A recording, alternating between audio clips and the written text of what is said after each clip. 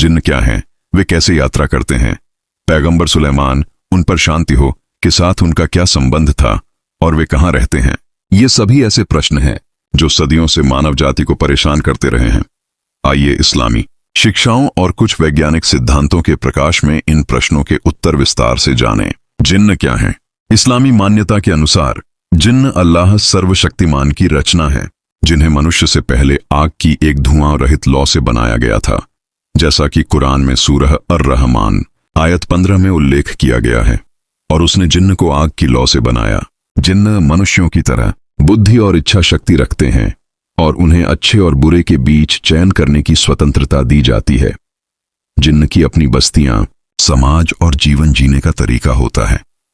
वे हमारी आंखों से छिपे रहते हैं। यही वजह है कि उन्हें जिन्न कहा जाता है, जिसका अर्थ है छिपे हुए प्राणी।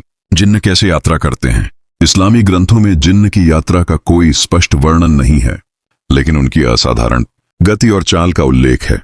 कुरान और हदीस में उनकी गति और एक स्थान से दूसरे स्थान पर तुरंत पहुंचने की क्षमता का उल्लेख है। उदाहरण के लिए पैगंबर सुलेमान, उन पर शांति हो की कहानी में एक जिन्न ने दावा किया कि वह पलक झपकते ही शीबा की रानी का सिंहासन ले आया।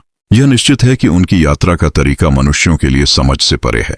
कुछ आधुनिक सिद्धांत अनुमान लगाते हैं कि जिन्न विद्युत चुंबकीय तरंगों के माध्यम से यात्रा करते हैं।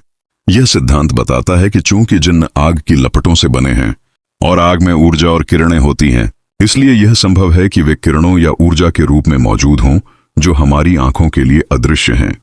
इससे यह भी पता चलता है कि विद्युत आवेशित वस्तुओं के प्रभावित होने का कारण यह हो सकता है कि जिन्न की ऊर्जा इन विद्युत चुंबकीय तरंगों से टकरा सकती है।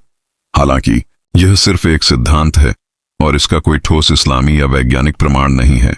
इस्लामी शिक्षाएं बताती हैं कि जिन्न की प्रकृति और क्षमताएं हमारी समझ से परे हैं। पैगंबर सुलेमान सल्लल्लाहु अलैहि वसल्लम और जिन्न। हाँ, पैगंबर सुलेमान सल्लल्लाहु अलैहि वसल्लम को अल्लाह ताला ने एक खास राज्य दिया था, जिसमें जिन्न, हवा और पक्षी भी उनके अधीन थे। कुरान में सूरह अन-नमल और सूरह अस-साद में इसका स्पष्ट उल्लेख है। जिन्न पैगंबर सुलेमान सल्लल्लाहु अलैहि वसल्लम के आदेश पर बड़े बड़े महल, मूर्तियां, तालाब और घड़े बनवाते थे और उनके लिए समुद्र से मोती भी निकालते थे। यह पैगंबर सुलेमान सल्लल्लाहु अलैहि वसल्लम को अल्लाह ताला की तरफ से एक खास तोहफा था और यह उनकी नबी और बादशाहत की निशानियों में से एक था। जिन्न कहाँ रहते हैं? इस्लामी ग्रंथों में जिन्न के निवास के बारे में ज्यादा जानकारी नहीं दी गई है, लेकिन कुछ संकेत जरूर मिलते हैं। सुनसान और गंदे स्थान। ऐसा कहा जाता है कि जिन्न उन जगहों पर रहना पसंद करते हैं जहां इंसान कम जाते हैं या जो गंदे होते हैं। इनमें सुनसान घर, कब्रिस्तान, गंदे स्थान, कूड़े के ढेर और शौचालय शामिल हैं। पहाड़ और रेगिस्तान। कभी कभी इनका जिक्र पहाड़ों और रेगिस्तानों में भी होता है। समुद्र। कुछ परंपराओं के अनुसार जिन्न समुद्र की गहराई में भी रहते हैं इंसानों के साथ। हालांकि जिन्न की अपनी दुनिया होती है, लेकिन वे इंसानों की दुनिया में भी मौजूद होते हैं और कभी